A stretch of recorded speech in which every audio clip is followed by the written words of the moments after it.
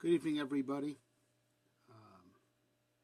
Forever's up now, and for those who aren't, we will post this video and share it both on Facebook and on our website. A few thoughts, as we begin this week, the life and times of Avraham Avinu, which marks the beginning of the life and times of the Jewish people, and to contrast it with the life and times of the tzaddikim that predate the Jewish people. But from our perspective, from our Jewish history perspective, we call them prehistoric.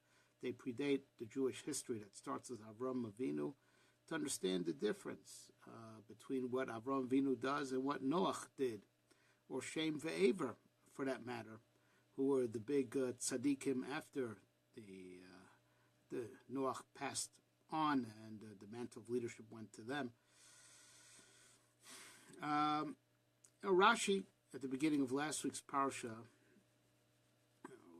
contrasts Noach with Avraham Avinu with something that sounds nice but really begs further explanation. It says, Esokim Hisachroch, Noach walked with God. But Avraham Avinu describes himself, Elokim Asher Salachti Afanav, God that I walked before him. I walked in front of him. Which Rashi explains that Noach needed support. Avraham Avinu was self-propelling and was self-reinforcing. He didn't need support. Even though one could easily look at the psukim the other way around. Noach is with God. That means clinging constantly. And Avraham Avinu is walking ahead of God. It means God is behind him. He's not with God. So maybe we could interpret the psukim otherwise, that Noach is closer to the divine than Avraham Avinu. Why is Rashi so certain, that this is the way to understand it, that, Noach needs support, and Avraham Avinu is self-propelling. Doesn't need support. He is self-sufficient, self-motivating, self-propelling. All right, so we have to understand that better. But another thing that needs to be understood is the Mishnah and Avos. Mishnah says that there's 10 generations from Adam until Noach, and they all did wrong and angered HaKadosh Baruch Hu until HaKadosh Baruch Hu brought the flood. And if that Noach was saved is self-explanatory. It just says God brought the flood. But it says a further 10 generations from Noach until Avraham also angered God. And then Avraham Natos Charkum. Avraham takes the merit of all of them. As if Avraham got, as it were, rewarded as if he was all those generations that were before him. And the question is, why should he get their merit? They had no merit. What does it mean to get someone else's merit? Right? And it could also be read that it's not just talking about the 10 generations from Noach until him, but he also absorbed the merit of all 20. The 10 from Adam until Noach, and the 10 from Noach until him. Like I said, Natos Schar Kulam may be going on all the 20 generations. But again, it has to be understood. What does it mean? He took their reward, right? He took their merit. Well, everything is expressed in terms of walking. Interestingly enough, everything is called walking. Chanoch walked with God. So he served God, and God took him early, for whatever reason, the Chazal say. Then, Noach walks with God. Divine service is called walking. Now, of course, where we find the most walking is by Avraham Avinu. It's the parsha opens up Lech Lecha, which of course was a form of divine service, because he is walking in response to a command from God, a directive to go. So it's a divine service that's self-explanatory. But then when he reaches the land of Israel, it's not just to walk to the land of Israel, but it's also right? So after he's commanded to walk up and down, right and left of the land of Israel, Chazal say different reasons. Whether it's, it was an acquisition, whether it's to make it easier for his children to conquer. But it's called, he does a lot of walking. Besides the fact that we find Avinu throughout his life did traveling, lots of traveling. Lastly, when he gets the command of Bris Milah, which is really the divide, the great divide between him and all the tzaddikim that came before him, because all the tzaddikim came before him did not have the mitzvah of Milah. He gets the mitzvah of Bris Milah, which is like the hallmark of the Jewish people. And this is where it is really the big turning point. And so it's called Hisalech Lefanai Veheye Samim, walk before me and be whole. Right, so divine service is called walking. The one who does the most walking is Avraham Avinu, but we still gotta, get into it, a little bit deeper. Particularly that the walking of Noach is contrasted with the walking of Avraham, as per that Rashi that we quoted before. And so Noach walks with God, Avraham Avinu walks before God. So divine service in general is called walking with God, and there's a difference between how Noach walks with God literally, and Avinu walks before God. And that's what also HaKadosh Baruch Hu commanded Avinu by the Bris Milah. Avinu may describe himself that way in the pasuk that Rashi brings, but God also, by giving the mitzvah of Bris Milah, that is the great divide between him and all the tzaddikim that came before him, Bris Milah is, as we said, the hallmark of the Jewish people. It's called Hishalech Lefanai. Again, walk before me. Walk before me. The idea Avraham Avinu walks in front, right, as opposed to Noach, and I guess all the other tzaddikim that fall in the Noach category. All the tzaddikim that served before Avraham Avinu were all walking with God. Right, it says by Chanoch, by Kim, the same lashon it says by Noach. So fair to say that Shem Ve'aver also, and we're going to explain this all. So, what does walking represent? Walking in general, right? So walking is a process. Right? It's not staying still. It's not stagnant. There is movement, right? And the assumption is that there's movement for the purpose of getting to a better state. Because if everything's good where you are, you don't move. If everything's good, everything's stable, you stay put. So it's a process. But of course, if the process is done voluntarily, it's for the purpose of getting something better, right? Or your current state is lacking, you're going to move to a better position, or you won't be lacking whatever you're lacking in your current position. So it's either to supplement the lack or to get to a better state. Otherwise, why would you choose to move? You stay put. Of course, if you exile someone, that's not called that he's really walking. It's called that he was chased out. It's about walking, right? So there's movement. Now there's process. Now there's natural process. Like there's the movement of all living creatures, that they move for this very purpose that we described. The animal is right now, let's say, he's out in the elements. It's too cold for him. So he has to find shelter, right? Or he's hungry. He's got to find food. So he goes out and hunts or goes out and scavenges if it's a, non-carnivorous animal. Right? So he has to go out, hunt, go out and seek shelter, go out and scavenge. Right? So, there's, the process. It's called natural process, because things can't continue the way he is. He can't just sit still. He won't survive that way. And it's called, natural process. If it stays the same way, it'll either be lacking, be in danger, or simply will not reach full potential. So now trees, the living, even though they don't walk, but they grow, right? So there's movement. And because if it doesn't grow, it's not going to actualize all its potential. All right, so that's movement. And that's and all movement, if it's done naturally, as in natural growth, or a living creature, a animate creature chosen for itself. So it's always going to be to move to a better state or to actualize potential, right? But being that it's just natural, Right? So even though there's, movement, and movement is always, because your current situation is not adequate. But it doesn't mean that you're really progressing. It could be just an issue of survival or just actualizing natural potential. Like going back to the example from trees, they grow, right? So there's even though they don't walk, but they do grow. They change their position, and there's a lot of potential energy that needs to be unleashed. And to stay still would be horrible. Be a lot of that potential would be lost and not actualized. But it's just actualizing the potential it had already as a seed. And it's just going from potential to actual. There's movement, but there's no real change.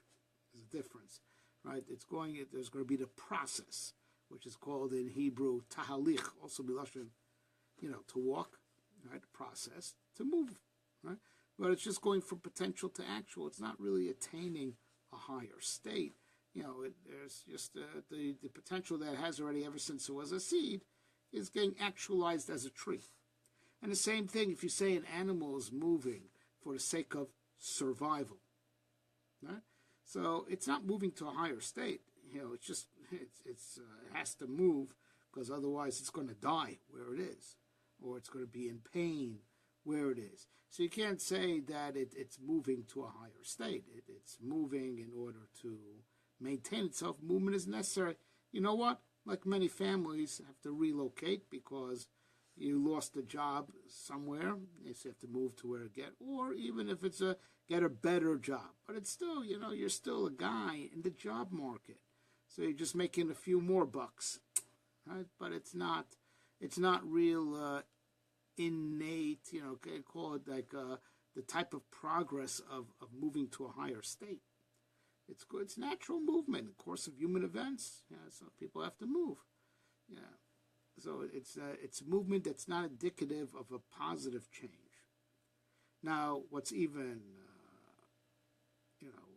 worse than natural movement is trying to just effect change for change's sake, like the liberals, like the people who are anti-establishment. They just want to burn it down. So they're just like, say, want change. They talk about change. Obama got, elected, in the name of change. That was his platform, right? And of course, it just meant that he just burnt down what we had, and adversely affected what we had. So, change could almost be synonymous with destruction, right? So that type of movement, which is changing, but it could be negative. That you call it change, but you really mean to say to destroy what there is. And there's no guarantee that the new order that you want to bring is going to be any better.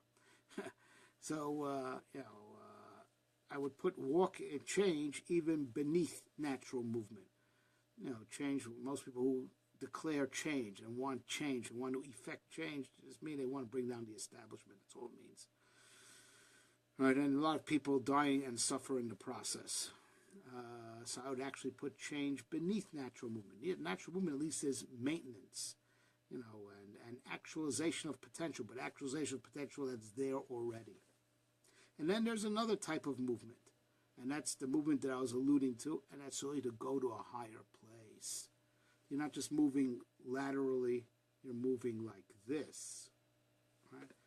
A movement, to a whole higher plane. Everyone knows the famous Mishnah in Avos, right? Olam hazeh domer leprosdor b'fnei olam haba, hasken atzmecha b'prosdor b'fnei shtikanis letraklin, roughly is the lashon of the Mishnah. This world is a walkway, a hallway to olam haba, which is the ballroom. This is the hallway, that's the ballroom.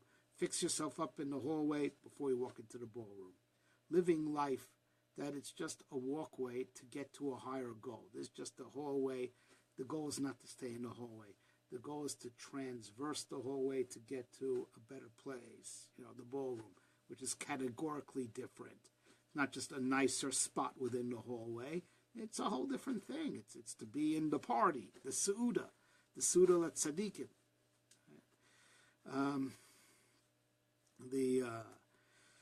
And that's what we strive for as Jewish people. We're trying to earn our Chelek L'Olam Haba and to earn it honorably. So now you get into, that's really the difference between the 7 mitzvahs Bnei Noach and the 613 mitzvahs of the Jewish people. The 8th one, making the transition, right? The 8th mitzvah being bris milah. That's that is the mitzvah that makes the transition. That we break out of the 7. Now we're beginning the first out of the 613, which is the 8th. Breaking out of 7, moving towards 613 was bris milah, which probably means bris milah sets the tone of what all the other mitzvahs beyond the 7 are. You take a look at the Sheva mitzvahs B'nai Noach. It's all about maintaining law and order. Don't kill, don't steal, and of course, don't do idol worship or curse the one above, God forbid, because that's part of maintaining spiritual order, not violating spiritual order, as in going after other gods or rebelling against God. So that's maintenance of spiritual order, and of course, not to be cruel and eat the living flesh before it's dead.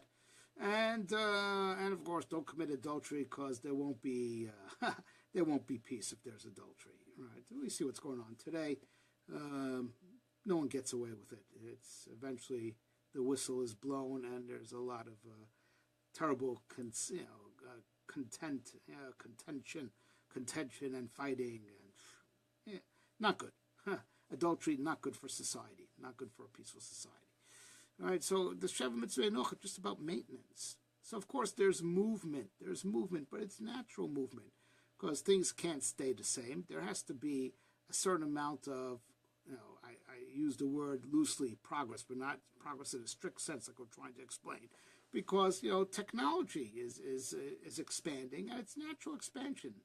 Right now especially, that which technology is, rapidly changing. Right, that's because it's a snowball effect. Because the snowball is rolling, and it's a natural roll down the hill. It's like it's not that we're so brilliant, more than generations that came before us, but technology snowballs. And anyone who thinks about it a little bit will know that what I'm saying is the truth. Technology is just a snowball effect. We're not particularly brilliant, but this generation of computers are what help us design the next generation of computers. Not like we're so smart, smarter than Aristotle, who didn't make a computer. Technology naturally snowballs. And the fact that technology is constantly, expanding and improving, that's natural. It's just the actualization of potential, which has a snowball effect. Every time the snowball rolls, it gets bigger, and then the next roll is even bigger. And every roll, because the snowball's bigger, it picks up more snow. And that's the way technology is expanding. The world can't stay the same. It has to move, but it's natural movement. And that's the movement of Noach. And that's what Rashi means. He walks with God. So the Maharal explains in that Rashi, he was a tzaddik, but he only was a tzaddik to the extent that the divine energy was pouring upon him. So with the outpour of divine energy, that to the extent that he was spiritually augmented, he was a tzaddik, right? He was a big tzaddik because he was with God, and God juiced him up. So that's when he walks with God, and it's Rashi in terms that he needs support. So of course he's in a tremendous state of dveikus with HaKadosh Baruch Hu, but that's what holds him, the dveikus. And he's being a tzaddik naturally, because that's the amount of divine energy that's upon him, that's building up his spiritual reserves, his spiritual fortitude, his spiritual strength. Right, and that's why he's a tzaddik, right? So he's just going with the flow. He's moving. He's serving God. He is not sitting still. He gets up. He does whatever mitzvahs the Bnei Noach do. He's holech. He's moving. He doesn't lay in bed. He gets up in the morning and does whatever divine service the Noahides do. He's doing, right? But he's doing naturally. That's how he spends his day. That's he doesn't want to spend his day in bed. It's natural for a person to be active. It's natural for a person to be, to move and not stay in one spot. But that's called natural movement. Natural movement. That's what he walks with God. Avinu walks ahead of God. Avinu doesn't want to just do natural movement. He doesn't want to cruise. Let's call it cruising. Avinu doesn't want to cruise. Avinu wants to effect progress. I would call it change, but it's not change. It's progress, real progress. right? So first of all, look at there's between him and all the tzaddikim that came before him. There's another big difference. Avinu went out preaching. Shem and Aver, they taught anyone who came to them. They didn't go out preaching. Noach certainly didn't go out preaching. Right? Avinu wants to change the world in a positive way. He wants to progress the world, make the whole world, conscious. And that's why he's doing a lot more walking. He's doing a lot of walking. It symbolizes, because it's a whole different type of walk. It's not just quantitatively more walking. It's qualitatively different. All the other tzaddikim before Avinu were engaged in natural movement.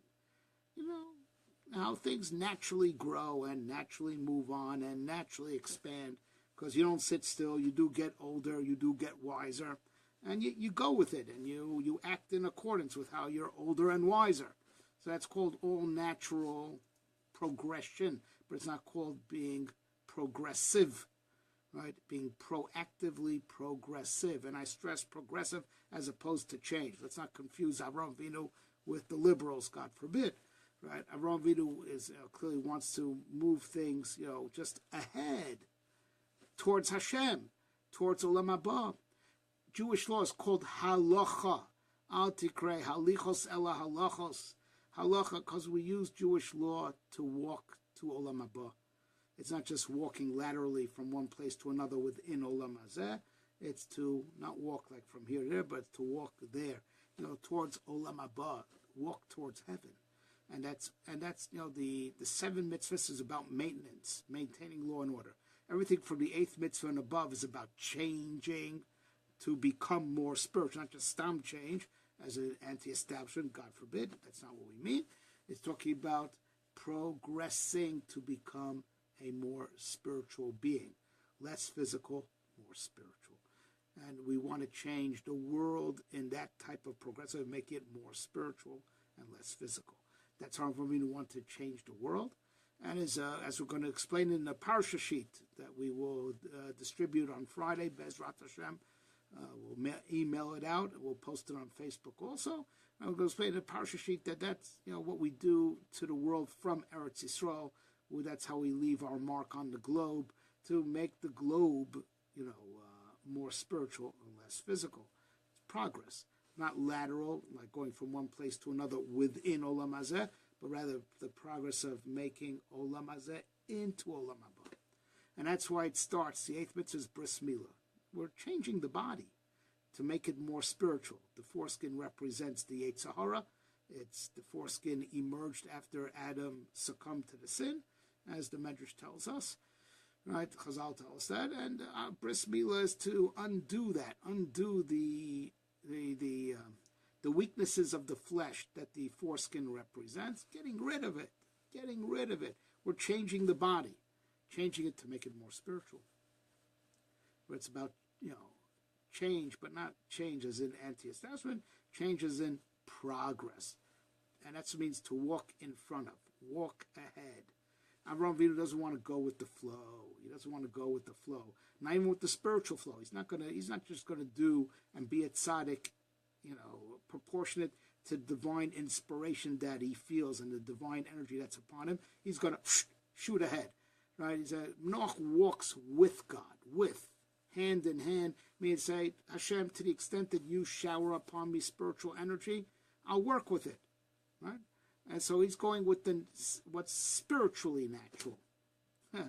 Right? Avinu says, I'm walking ahead. And Akarshu says, I like that. His halach lefar time, you also walk before me and do bris milah. I accept that. Walk ahead. Walk forward. Walk, not just walk with the flow. Advance, but advance forward doesn't mean like this. It means like that. Right? Move towards the spiritual. It's transdimensional walking. And that's the transdimensional journey of a Jew in Olam Hazeh. The whole Olam Hazeh is just a hallway to Olam Haba. We use the physical life as a wormhole. Call it a wormhole, right, to reach Olam Haba. And that's what Jewish law, which is called halacha, is. It's the most amazing walk. But it's a walk. It's a walk to a higher plane of existence, not a walk across a plane, but a walk, a transdimensional walk to a higher plane. Right, and that's what the 613 mitzvahs do, as opposed to just the 7. right? And that's what it means. All the generations before Avraham Avinu, they had their chance to make a mark on the world, right? Every generation before Avraham Avinu was chosen, now the opportunity for becoming the chosen people has been sealed, and it's become uniquely for Avraham and his descendants. But before Avraham Avinu, anyone could have had a fair crack at becoming the chosen people. So all 20 generations of potential to be world shapers. They didn't do it. Avraham Avinu was finally the fruit and the fruition of all 20 generations. There were 20 generations of wasted potential. Because even the tzaddikim that lived, because, figure this out. Think about this for a second. The 20 generations include people like Noach, Chanoch, Mesushelach, Shem and Aver. They were big tzaddikim. And all those generations called that God got angry. And then he got the merit of all of them. We're talking about there were some tzaddikim in those generations. Means no, but none of those generations fulfilled the destiny of being world shapers, not just going with the flow and maintaining order and expanding, but with the flow, natural expansion. Right? No one did that except Avraham Avinu. Even the tzaddikim that lived before Avraham Avinu just went with the spiritual flow of things. They did not make the world progress, transdimensionally and become more spiritual. They may have tried to work on themselves, but not the world. The world stayed the same world. So Avraham Avinu is coming to move the whole world in that direction. Like I say, we control the globe from the land of Israel. More on that in our parsha sheet. So now we can understand, Avraham Avinu is different. He is different in the way that he walks ahead meaning not with the flow, but runs ahead, not commensurate, not proportionate, not in sync with the energy that there is in the cosmos, but even past that to try to bring new energy into the cosmos. But here's the point I want to stress. It's progress. It means that there's a destination. If you have a destination in mind, you better have a map. And that's, again, the big difference between progress and what the liberals call change that they're fighting for, God forbid, right? There's no moral equivalence between the two. There is moral equivalence between Antifa and neo-Nazis. There is moral equivalence because they're both destructive forces. Antifa more than the neo-Nazis, right? But there is no moral equivalence between what Avraham Avinu and the Jewish people are trying to do and what the liberals are trying to do. Right? They just want change. That means they just want to burn down the establishment. They have no clear direction where they're going. They're just pushing for anarchy. They talk about in very vague terms there'll be more peace and more love. They're killing a lot of people in the process, right? But it's very vague. We have a definite goal to reach God, to reach Olam Haba, right? And when you have a goal in mind, when we talk about you're walking, we're on a journey, and we want to progress towards the destination, not just take a stroll. That's Noach. He's taking a stroll. The whole secular world, when it's at least not pushing for change, they're taking a stroll. And technology is taking a stroll. Natural expansion, right? Natural expansion, right? We have a destination in mind. The destination is there, up there, right? Towards Olam Haba. Dveikasin HaKadosh Baruch Hu, right? And that's our journey. Our journey has a very definite destination. When it's a journey and there's a destination, you need a map.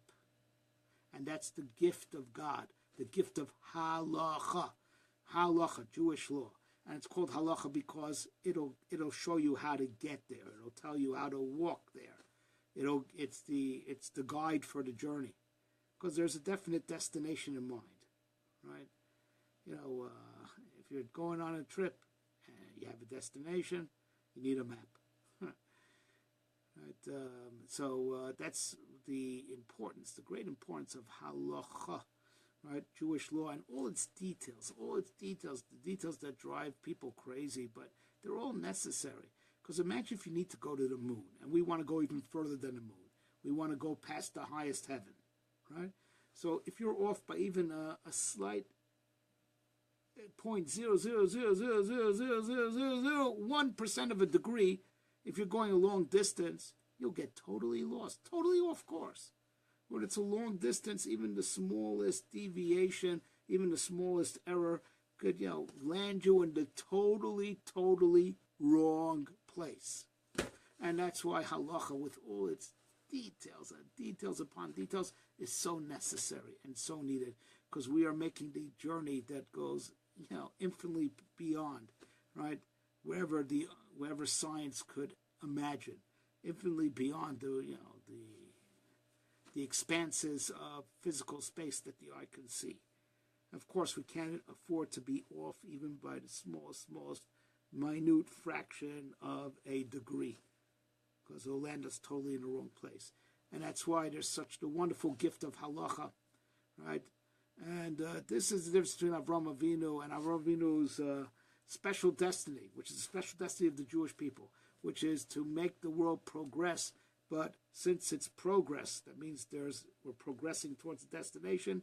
We need the map, and that's the gift of halacha. That's the exacting map, that if you follow that map, you don't go wrong, you only go right. All right? Don't miss our new series, Bad Guys of the Bible, starting tomorrow night at the Young Israel of Long Beach, Thursday nights, 7:30. If you miss it, we will record it and post it.